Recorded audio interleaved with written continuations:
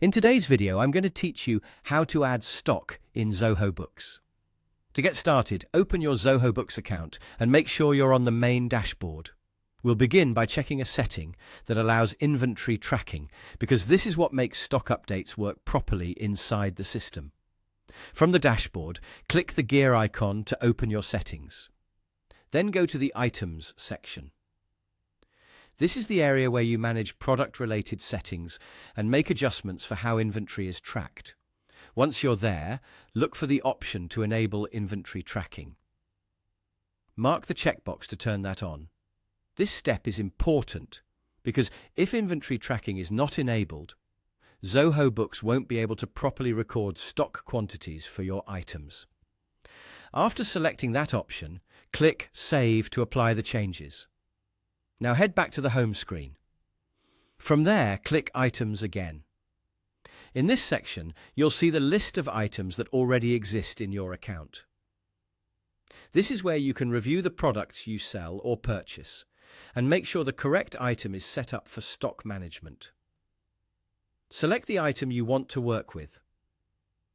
When the item details open, make sure purchase information is checked. This matters because if you're adding stock through a purchase transaction, Zoho Books needs that purchase information enabled for the item. It helps connect the item to the bill you're about to create and ensures the stock is updated correctly. Once that is ready, go to the top of the screen and click the plus icon. From the menu, choose Bills. This is the step where you actually add stock into the system. A bill in Zoho Books is used to record the purchase of items from a vendor, and when you include an inventory-tracked item on that bill, the stock quantity increases accordingly. On the bill page, enter the necessary details. Fill in the required information, then add the item you want to stock. Make sure you choose the correct item and enter the right quantity, since this will directly affect your inventory records. It's always a good idea to quickly review the details before saving, especially the item name, quantity, and any purchase information shown on the bill. When everything looks correct, click Save. That's it.